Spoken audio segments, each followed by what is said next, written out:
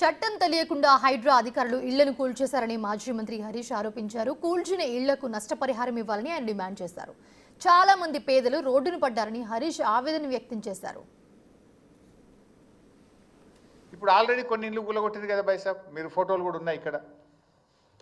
ఈ పేదల ఇండ్లు కూల్చేసిండ్రు. ఇప్పుడు ఈ ఇండ్లకు మరి ఇప్పుడు డబ్బులు ఇవ్వాలంటే కూడా ఆ ఇల్లుని ఎట్లా ఎస్టిమేట్ చేస్తావు?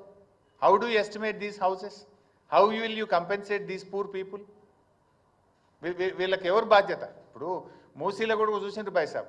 ఇప్పుడు సన్నాయి నొక్కులు నొక్కుతున్నారు మళ్ళా ఏమని, లేలే అనుమతులు ఇప్పుడు ఇల్లు కూల్చాం, ఇక కొత్తవి మాత్రమే కఠనీయము అంటున్నారు. మరి కూల్చిన సంగతి ఏంది చెప్పాలి కదా హైడ్రా కమిషనర్, చెప్పాలి కదా ముఖ్యమంత్రి. కూల్చిన మూసీ ఇండ్ల సంగతి ఏంది, సారీ హైడ్రా ఇండ్ల సంగతి ఏంది? నాకు ఇంటికి అన్ని అనుమతులు ఉన్నాయి అని కుయ్యో మొర్రో అని మొత్తుకున్నా, కాళ్ళ మీద పడి వేడుకున్నా, రోడ్డు మీద పడి గిలగిల కొట్టుకున్నా కనికరం లేకుండా పేదల ఇండ్లు కూల్చిండ్రు కదా హైడ్రా పేరిట. ఇప్పుడేమంటున్నారు, లేదు లేదు కట్టిన ఇండ్లు కూల్చాం, ఇండ్లల్లో ఉన్నోళ్ళని కూల్చమంటివి. ఆ చిన్న పాప నా పుస్తకాలు తెచ్చుకుంటా, మా నాన్న కొనిచ్చిన వాటర్ బాటిల్ తెచ్చుకుంటా అంటే కూడా ఆ పసిపిల్ల మీద కూడా కనికరం లేకుండా ఇండ్లు కూలగొట్టారే. ఆ పాపానికి బాధ్యుడు ఎవడు? ఆ చేసిన అన్యాయానికి ఎవరికి శిక్ష వేయాలో నిర్ణయించండి.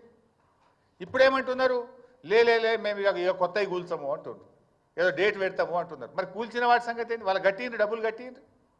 Pay them the compensation. Compensation ఇచ్చినా వాళ్ళు పడ్డ క్షోభ, వాళ్ళు పడ్డ బాధ, వాళ్ళు పడ్డ అనుభవించిన నరకమైతే పోదు కదా. తక్కువ బాధన వర్షం పడుతుంటే నడి రోడ్డు మీద పడేసిండ్రు, పిల్లల పుస్తకాలతో సహా బట్టలతో సహా కట్టు బట్టలతో ఇళ్ళకి వెళ్ళి బయటకు వెళ్ళగొట్టి గోసపుచ్చుకున్నారు కదా. ఇప్పుడు మళ్ళీ డేటు మారిస్తే నీ నిర్ణయం మారచ్చు, కోర్టు మొట్టికాయలు వేస్తే మార్చుకున్నావు. కానీ ఆ పడ్డ క్షోభకు ఎవరు బాధ్యత వహించాలి? ఆ పడ్డ బాధకు ఎవరు బాధ్యత వహించాలి? ఆ కూలిన ఇల్లుకు ఇలా కంపెన్సేషన్ ఇచ్చి వాళ్ళని కాపాడుకోవాలన్నా వద్దా? అదేవిధంగా ఇలా మూసీలో కూడా ఇల్లు కూలగొట్టివి, నీవు చట్టం చూసుకోపోతివి, పద్ధతి పాటించకపోతివి, పార్లమెంట్ నువ్వు తప్పుదోవ పట్టిస్తేవి, ఈ కూలిన ఇళ్లకు